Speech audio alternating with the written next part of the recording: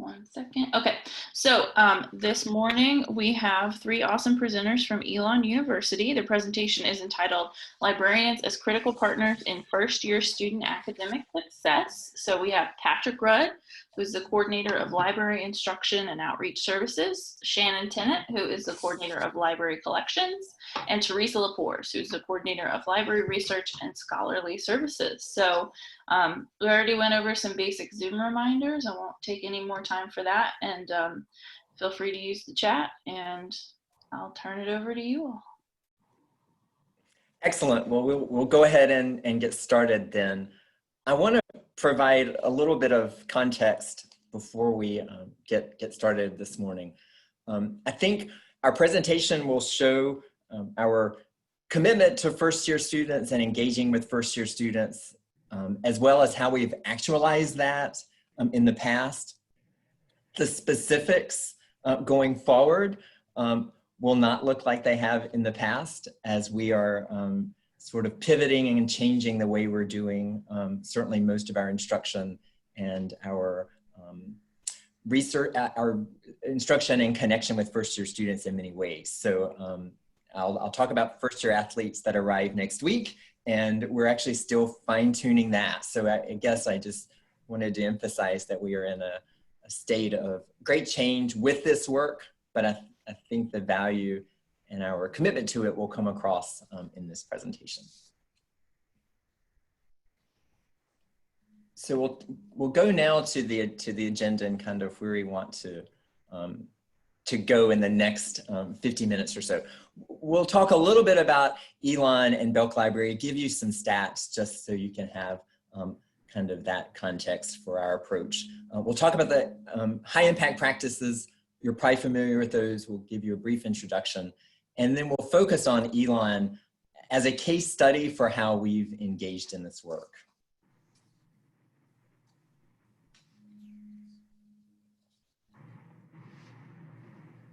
So experiential learning is really a hallmark of an Elon education. And we can look at that through considering our graduating seniors. 89% of graduating seniors have participated in one or more service learning experiences, with about 83% of graduating seniors who have also completed one or more global engagement experiences, which includes both study abroad as well as study USA. STEM is a new area of focus with Elon's strategic plan, which was revealed right before we went into COVID remote work in the spring. So this new strategic plan is just getting off the ground.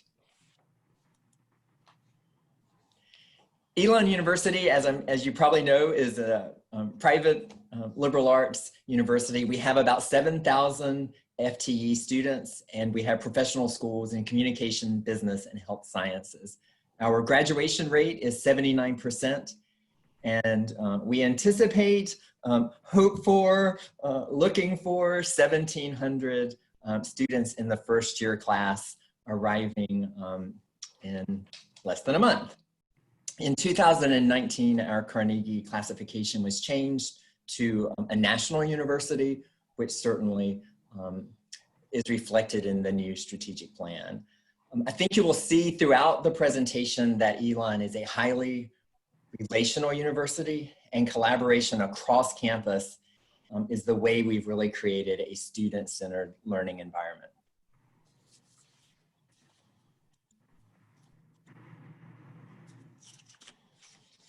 And I think some of you are familiar with Belk Library, but just a few details and some numbers for you data people. And again, as Patrick said, this sort of represents our before COVID world, and we'll see if we can get back to this after COVID. So we are typically open 143 hours a week. These are our statistics. You can see we do a lot of instruction. We answer a lot of reference questions in person, and especially now, more via email and IM chat. We typically have a lot of visitors to the building.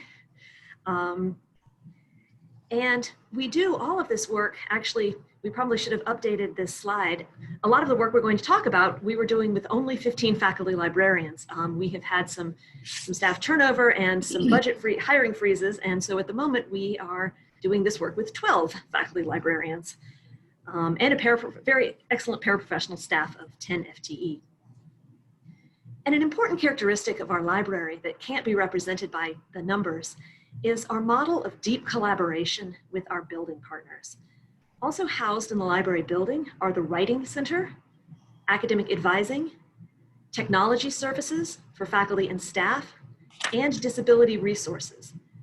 And all of these departments work closely together to make Belk Library building the Center for Students' Academic Success.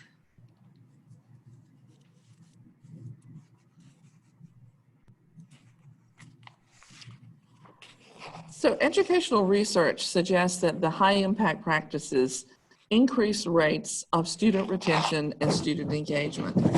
These high impact practices listed on the slide were identified by the Association of American Colleges and Universities as teaching and learning practices that have been widely tested and shown to be beneficial for college students from many backgrounds. As Patrick had said previously, Elon is nationally recognized for student engagement and experiential learning. These HIPs, as they're called, are part of our everyday operational and strategic conversations at Elon. So when the library wrote its strategic plan in 2015, we used our connection to these HIPs as the benchmark of library engagement. Additionally, during our annual performance appraisal process, every library staff member ties their individual goals to the library's strategic plan. The university just released its most recent strategic plan, which is Boldly Elon, earlier in, well, as Patrick said, right before the pandemic. So the library will be working over the next year to craft a new strategic plan that integrates with Boldly Elon.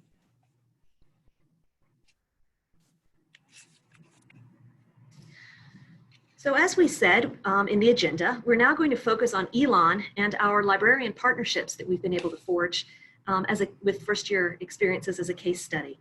And so the 4 first-year seminars and experiences we're going to talk about are the Common Reading, the Personal Librarian Program, the Elon 101 Seminar, and then our work with 2 of the first-year seminars, English 110 and Core 110.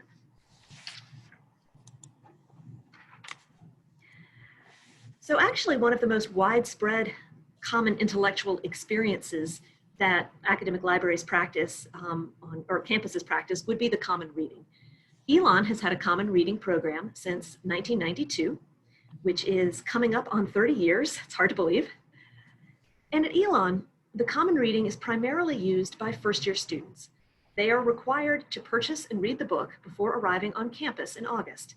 And that is actually true. We just got an email from the coordinator yesterday that yes, that is still true this year as well. And while the book can be used in any class, the emphasis has been with the first-year seminar classes. As I mentioned earlier, English 110, which is the writing seminar, and Core 110, the global experience seminar. And for many years, a librarian has served as a member of the Common Reading Committee. At the moment, that happens to be me.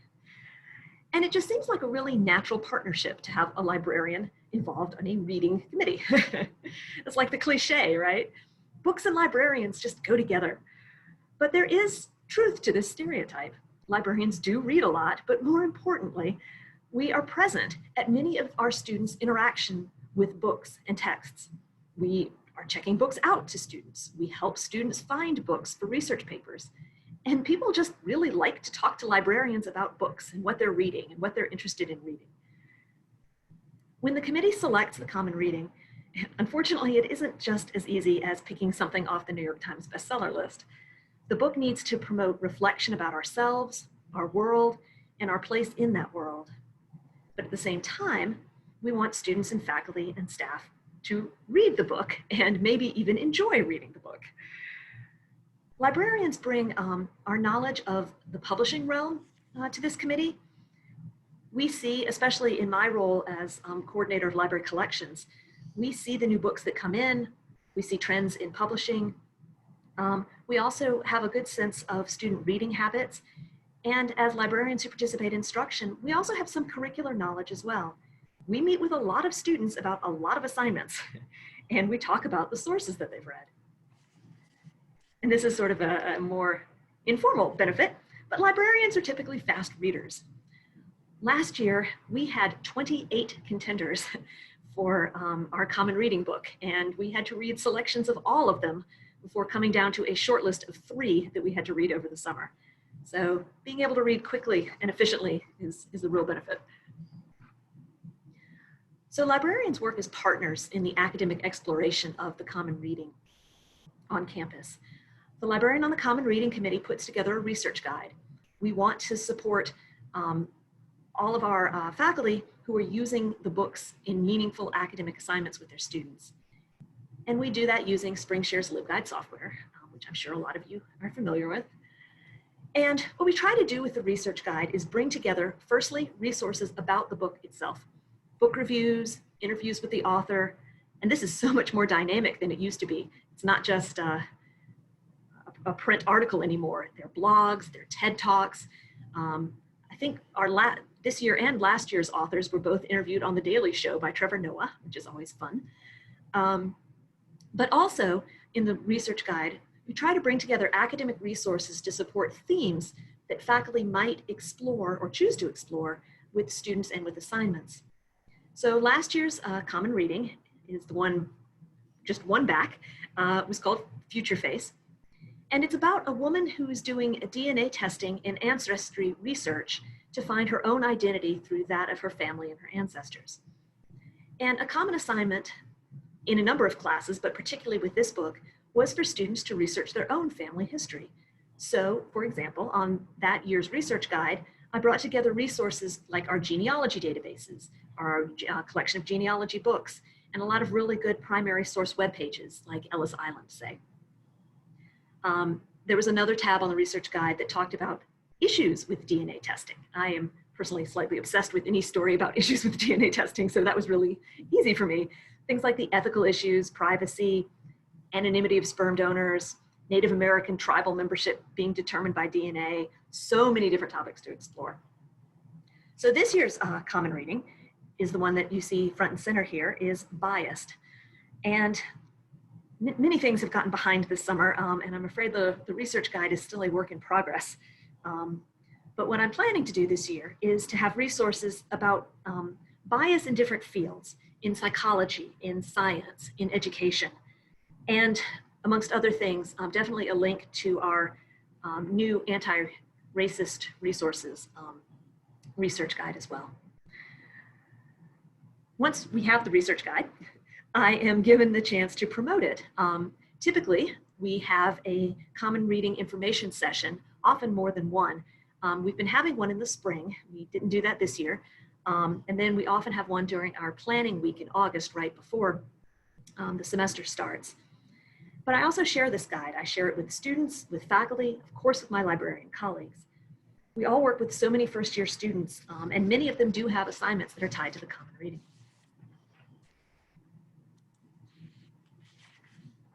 A first-year student's initial contact with a librarian at Elon is through our personal librarian program, which began in 2011.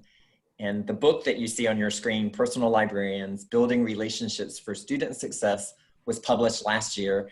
And Lynn Bisco, one of our Elon librarians who retired this year, unfortunately, but she was one of the co-authors with personal librarians from across the country in writing this book. So it really tells in detail the story of what we've tried to do at Elon.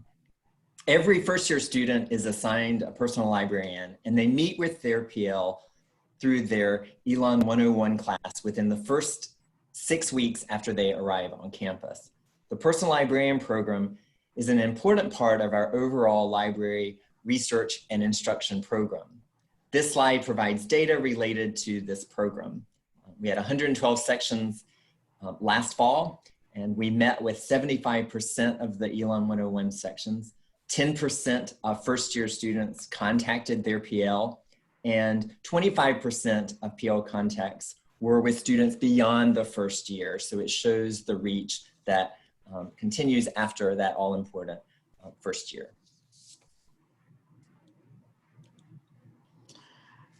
So Elon 101 is a 1-hour credit seminar course that's typically taken in the fall of the student's first year. The course is designed as an extended orientation to the university.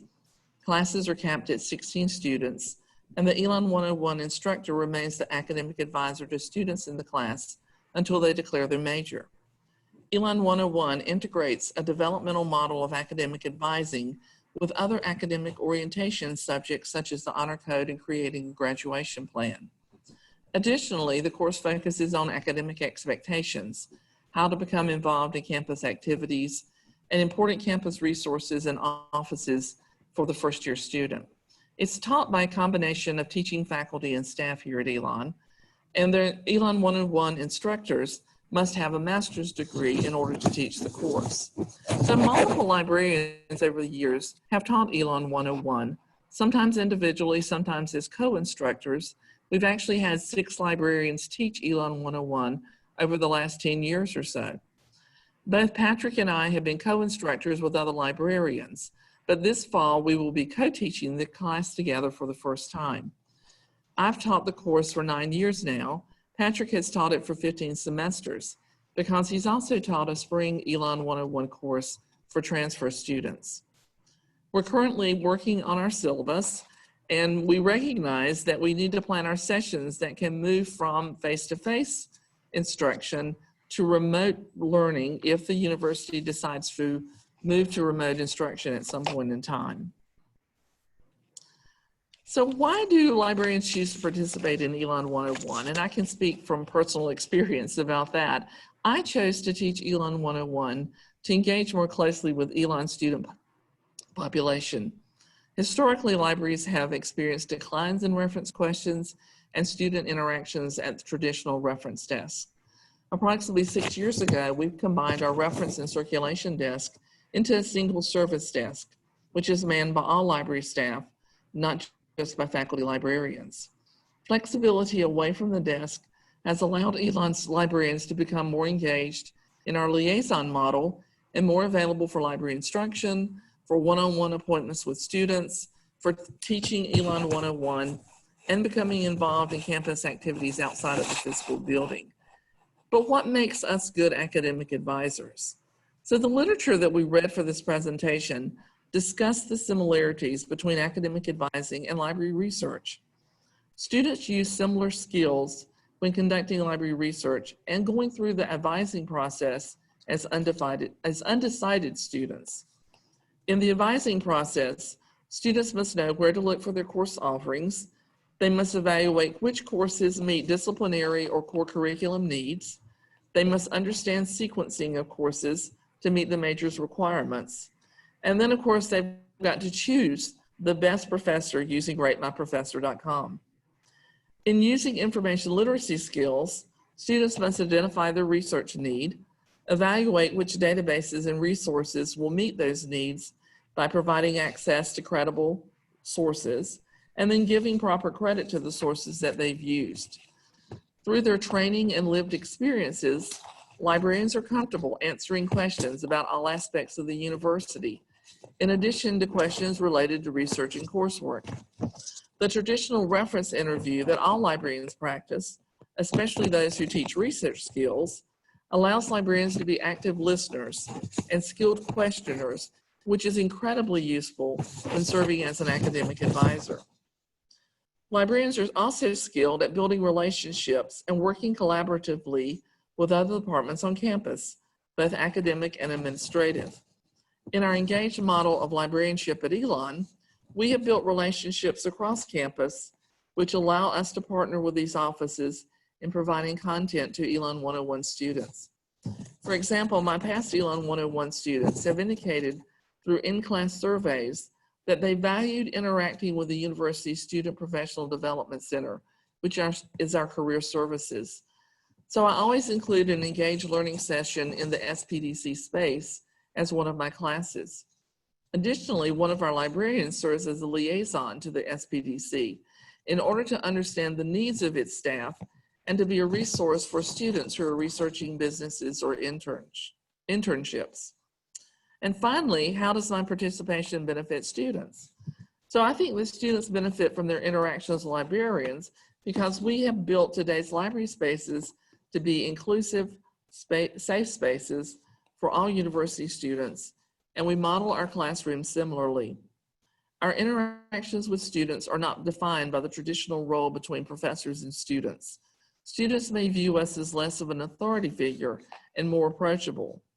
Historically, our interactions with the public have made us more empathetic and has taught us skills that allow us to easily engage with all types of people. Finally, our broad knowledge of the university's offices, its academic disciplines, and its structures make us great resources for the students in our class. These are the two first-year foundation courses with which librarians have the deepest impact in terms of academic instruction. Both of these are writing-intensive courses based on research. Therefore, students do not take these courses in the same semester. A first-year student will take one course in the fall and the other course in the spring. And this provides us with critical opportunities to work with first-year students in both the fall and the spring. All librarians teach first-year instruction classes and specifically focus on these two first-year foundation courses. These are the descriptions of the courses. They're probably pretty familiar with courses that you have on your campuses. I'll give you just a minute to read just to glance through the catalog description.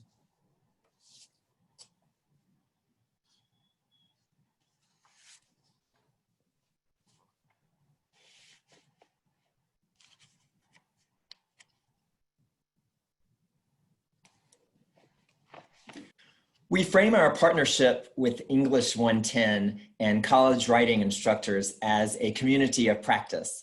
And the definition we reference comes from Etienne Wegner, which says communities of practice are groups of people who share a concern or a passion for something they do and learn how to do it better as they interact regularly. Paula Patch, the Director of College Writing, Senior Lecturer, and now Assistant Director of First Year Initiatives of the Elon Core Curriculum is pictured here. And we began our positions at the same time 8 years ago. When we began working together, librarians were co-teaching with a little less than 50% of English 110 sections. Now we co-teach with approximately 80% of those sections annually. At the time we started in our positions, our separate discipline bodies, the WPA, Writing Program Administrators, were working on their outcome statements for first year composition. And of course, ACRL, the Association of College and Research Libraries, was working on the now famous Framework for Information Literacy. There were strong connections between these two documents, which added to our synergy around the work that we hoped to do. This eventually led the library and college writing to work together on assessment. And I can tell you that assessment is a lot more fun and I also think a lot more meaningful and impactful when it is done in partnership with colleagues from different departments across campus. Most recently, our shared assessment has focused on authority of sources and the importance of understanding scholarship as conversation and the citation process. Librarians began to attend monthly English 110 workshops, and Paula began to attend instruction meeting and instruction retreats. Paula and I have presented at both writing conferences as well as librarian conferences. I learned the impact through these experiences of teaching faculty telling the library story. There was a distinct moment when I realized that Paula and I were co-teaching.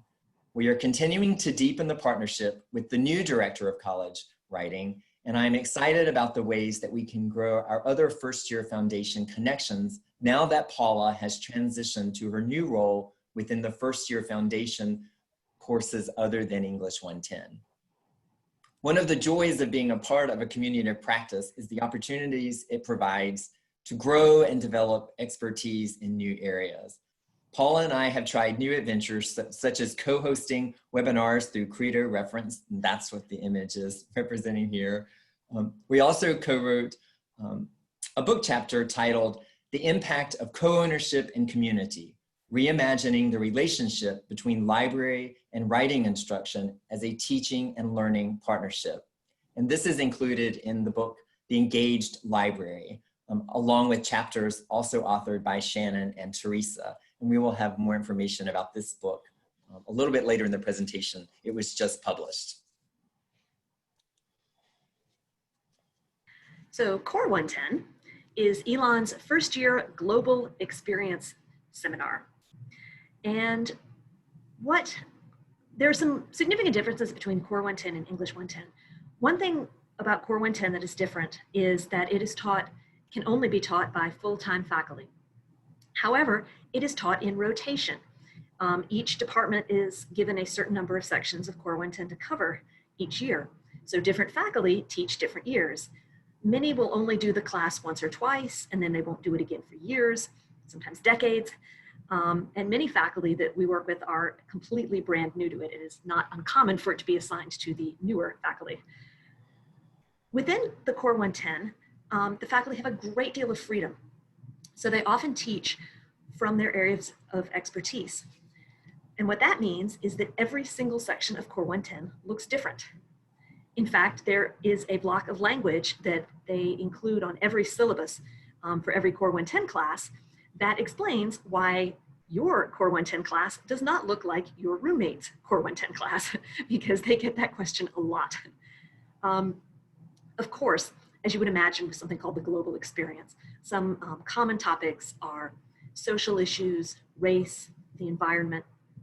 But I personally have worked with classes around topics as diverse as soccer as the global game, 9/11, which interestingly now is before our students were born, and one professor who managed to combine his two pedagogical interests of video games instruction and Dante, which doesn't sound like it would work, but somehow also sort of through his personality, he made it work.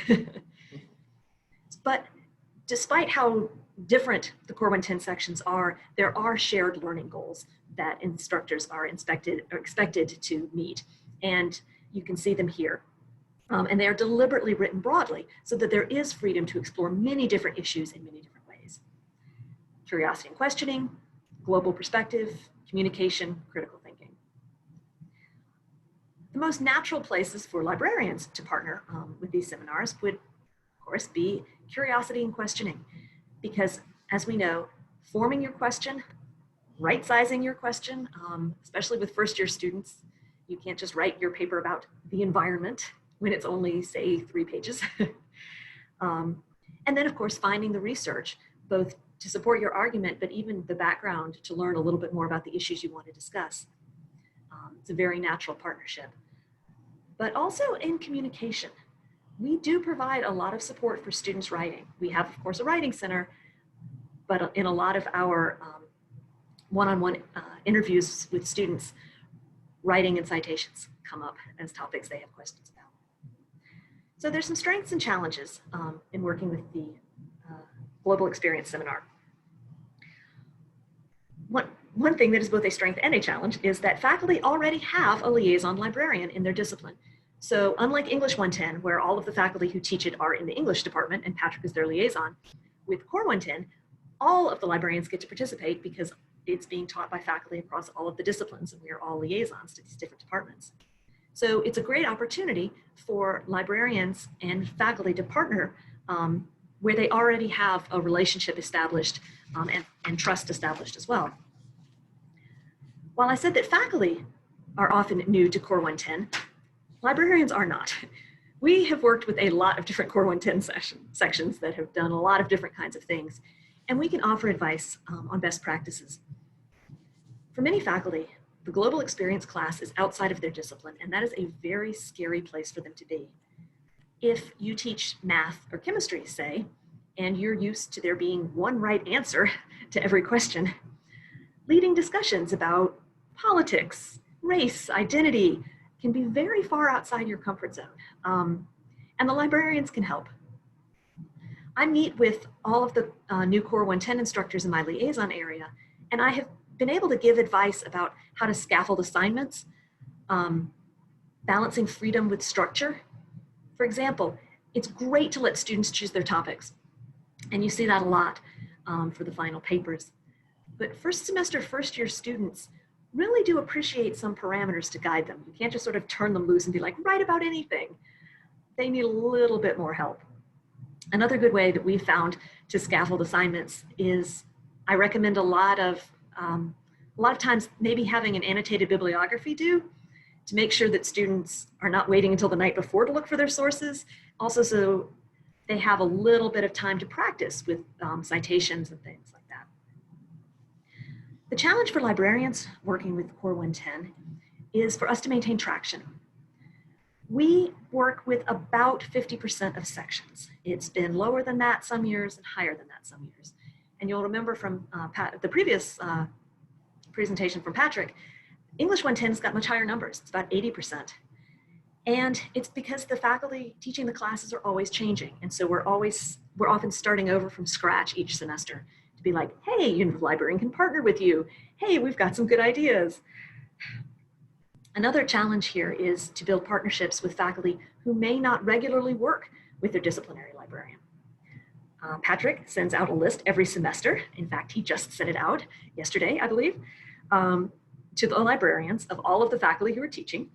And then we can reach out directly to them and say, hey, why don't we work together? Patrick also referred to our colleague Paula, and while Patrick's loss in English 110 has been Core 110's gain, Paula is now the coordinator who's working with Core 110. So in that sense, it's been a really great boon for us because we don't have to start over. We already have traction. Paula already deeply understands how valuable librarians are as partners in the instruction program. So that's been a really, really good thing. And I think we'll have some really good collaborations in the future because of it. So I've talked about how librarians partner with faculty to strengthen the Core 110 seminar, but how do we contribute to students' academic success? Core 110 is often a place where students are really starting to get accustomed to academic research. My sort of elevator speech for what librarians do is we help you find sources, evaluate those sources, and then cite your sources. Our students come from different high school backgrounds where they had different resources available. We have some kids who are totally comfortable with JSTOR and EBSCO right out of the gate. And then we have some who really didn't have access to those kinds of resources. All of the students know how to Google, or think they do, but that is not always the best place to look for particular types of research. The evaluate piece. Of course, we teach the difference between peer-reviewed, scholarly sources versus popular. But the word we'll often use that I prefer is appropriate. And in this age of fake news and fake websites, we help the students learn to ask the questions. Really, again, based on my favorite literacy frame, authority is created and contextual. Who created this source? Why did they create it? What gives them authority? Is it their academic degree? Is it someone's lived experience? And further than that, how can I use this source in my paper? Is it background information? Is it a balanced view of the topic with both sides? Students will often ask, so how can I find an unbiased source? It's a great time to have these conversations. If your source is somewhat biased, somewhat one-sided, it's a great time to be like, maybe you should find a source that represents the opposite point of view as well. And then finally, citations. Again, our students come from many different high school backgrounds with many different kinds of experience with writing. And the mechanics of how to do citations just get so many students anxious and hung up. And that's not supposed to be the hard part of writing the paper. But sometimes I swear the bibliography feels like it takes longer than it did to do the rest of the paper. We want students not to plagiarize, of course, and to give credit to their sources and to understand why this is important. But if they've used MLA and then they have to switch to APA, and they're using some sort of dodgy internet citation machine, nobody's happy. So we do end up doing some citation work as well. Another way I think librarians can really help partner with first-year students is to help with research anxiety and just anxiety in general. We talked about the personal librarian program, and they reach out to the students. But again, this is a second point of contact for librarians with first-year students. And I have a story about library and research anxiety. I've taught many instruction classes, many different disciplines. But the only class I've ever had a student cry in was a Core 110 class. And it totally took me aback. We were doing what's for us a very typical assignment, where I've made a little presentation, and then we have a Google Doc, and we turn the students loose and they start doing their research, and I put in the Google Doc, here's my topic, and here's a possible source, and here's why I picked it. I'm sure a number of you do similar exercises. And this student just felt so overwhelmed because it seemed like everybody else in the class knew what they were doing, and she didn't. So she stayed after class, and we talked through it, and as it turns out, it really, I think some of the anxiety wasn't just this assignment, it was just the whole adjusting to college in the first place. You've got the academic challenges, the social challenges. She was in our very rigorous music theater program. There was a lot going on for her right then.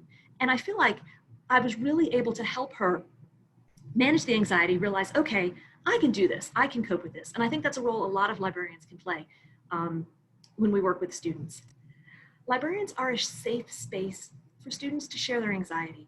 Teresa kind of referred to this, that we aren't exactly authority figures for them.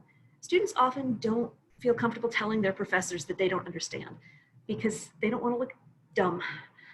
But a librarian can partner with them to help them understand the assignment, to find their sources. In these one-on-one consultations, I feel like we're really contributing to students' academic success in a way that's not often evident to people outside the library, as well as teaching these students skills that are going to lead to success in all of their academic classes, not just the one that we're meeting with them for. Oh, I did have one more thing I was going to say. I forgot. I was going to add something about what we were going to do with COVID this year. And like with so many things, the answer is we don't exactly know. One of the strengths, particularly about the Core 110 seminar, is the relationships and trust that faculty and students and librarians are able to build. In these classes, there's often a lot of emphasis on open and honest classroom discussions because they're talking about really difficult issues, race, politics, identity. And the faculty are really struggling with how to replicate that if we have to go to a hybrid or a remote learning situation. But I do want to say that the librarians are involved in these conversations. We attended a design thinking workshop that they held this summer to sort of think about what are the strengths of CORE, how can we translate this to different types of learning styles, and we are all going to be figuring this out together, I think.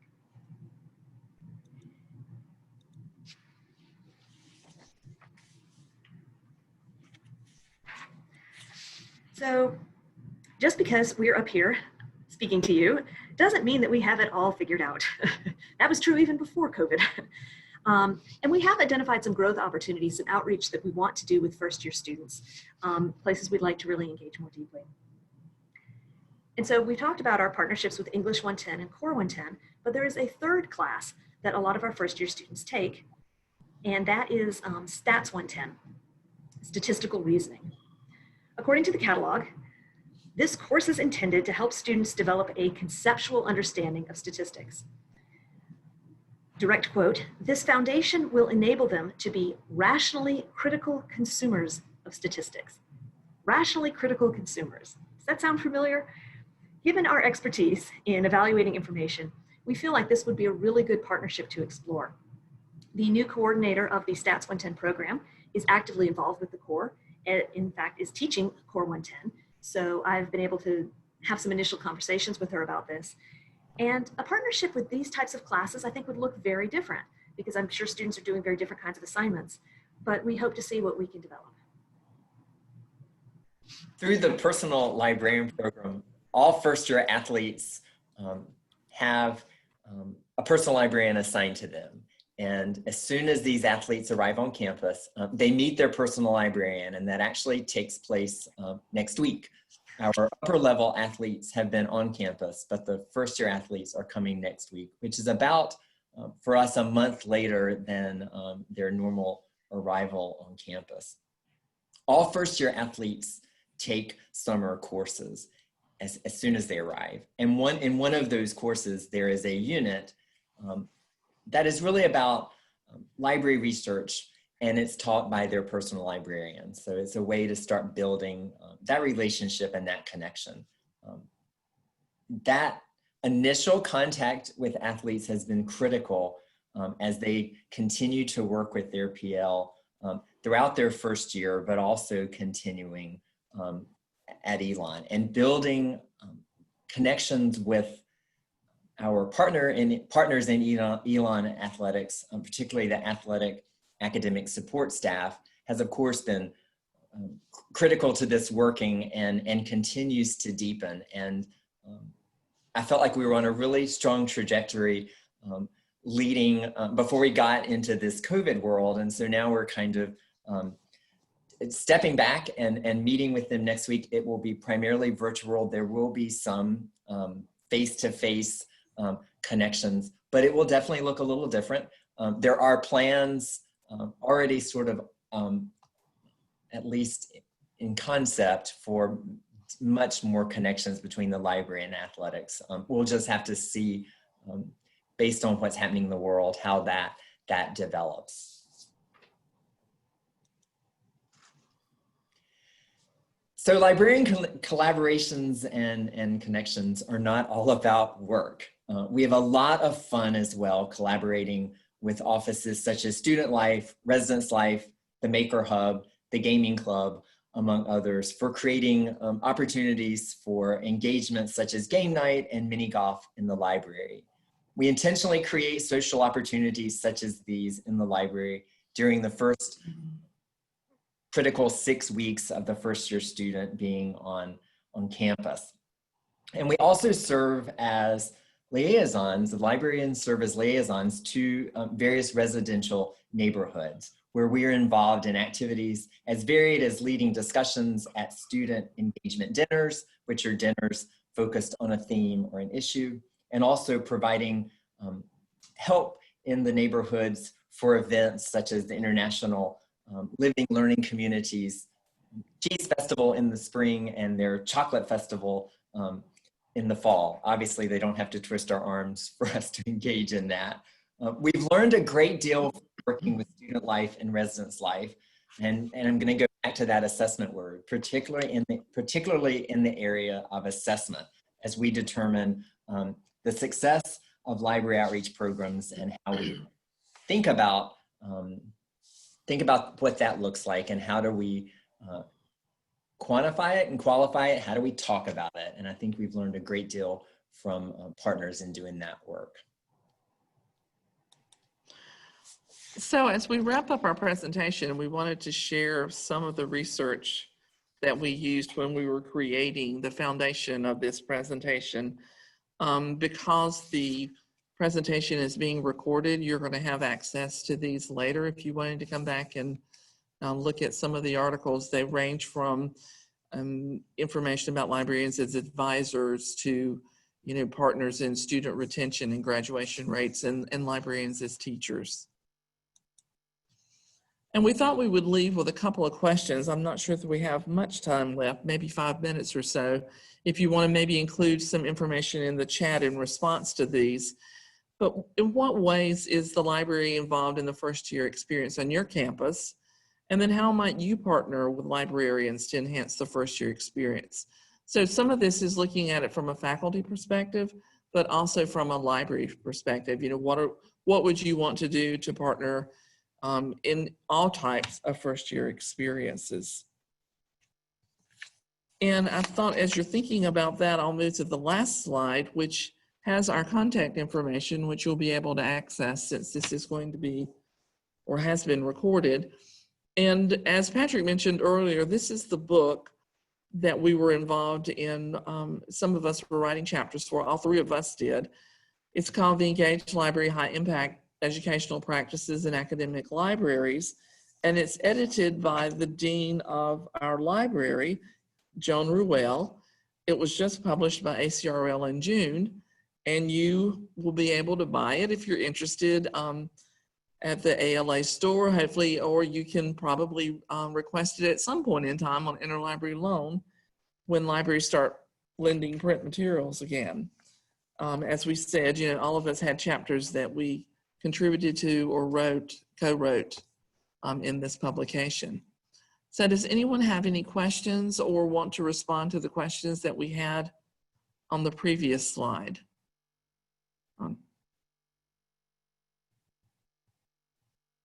I haven't been keeping up with chat, so I'm not sure if there's anything in there. Oh, good. Rachel's got our contact information for the upcoming schedule. I also wrote a chapter in that book. I'm a co-author, and I would like to encourage everyone to buy it. Thank you, Rachel. I don't think I realized that. For you. We're waiting on our copies. We don't get hard copies. We just get an ebook copy. I'm like, oh man. But anyway. Well, we went ahead and we purchased one. So nice. Well, luckily our dean donated she got a copy. She donated her copy. So if you want to request an article scan, we are doing that level of ILL at the moment. But yeah, I ordered print copies. And I don't know what the hang up is, or if someone stole them off my porch and is sitting at home reading their copy of the Engage Library. So you have a question in the chat from Gary. Do you partner to teach any computer-related technology courses to incoming students?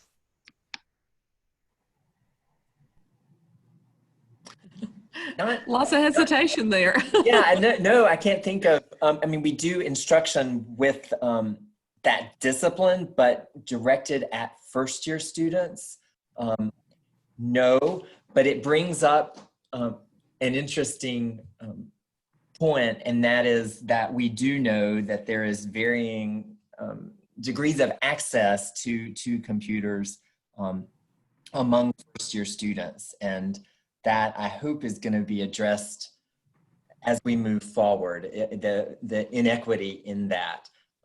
But we don't particularly do anything with instruction around computer and that kind of thing. The only thing that it's even sort of, and it's sort of tangentially related, is we do, we were talking about citations, we do teach Zotero sort of when requested. I don't know that we necessarily push it so hard in the first year, but the citation management software would be about the only technological thing that we specifically teach.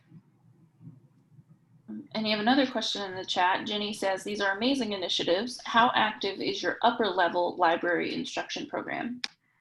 I cannot wait for my colleagues to answer this question because we have been doing some excellent work about the murky middle. Yeah, Teresa, go ahead and talk about that. Oh, thanks a lot, Patrick. I was with you. So back pre-COVID, back last year, we have done some focus groups with faculty who are teaching in what we're calling the murky middle, so like sophomore, junior classes, because we feel like we do really great work with first-year students and really great work with seniors. But there's that, again, a high impact practice, the capstone experiences. We have good partnerships with those. Right, but particularly there in the middle, we want to know if we're not reaching these students, you know, what can we do to reach them? So we've had, I think, 3 focus groups. We should have had another one in the spring. And of course, once we went working remotely, that went out the window. And we've been analyzing some of the data. That's a project that we need to get back to. So I say we really have a lot of traction with the seniors, senior seminars, senior capstones, research methods. But we recognize that one of the areas we want to be more intentionally involved with are the sophomores and the juniors.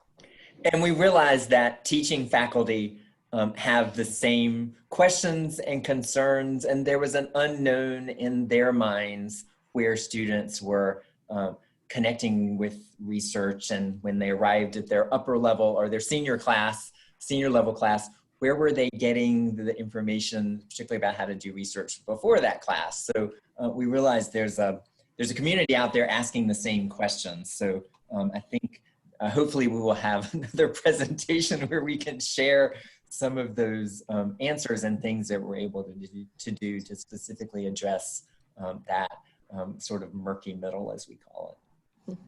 Maybe at NCLA fall of 2021. 2023.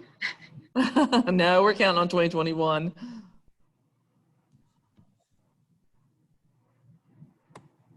That's awesome. Any other questions for our presenters? Oh, Michelle asks, will your STEM initiative focus on students in STEM majors, or will that be university-wide? There's definitely some movement with particular majors. There's going to be a expansion of our engineering program, including new buildings, new facilities, which has been slightly postponed, but still on the books. We're also going to be adding nursing for the first time, which is, again, sort of a new curriculum that's going to be added. I don't know. There certainly hasn't been any talk about increasing the science requirements for students or anything like that. I think it's probably primarily new initiatives.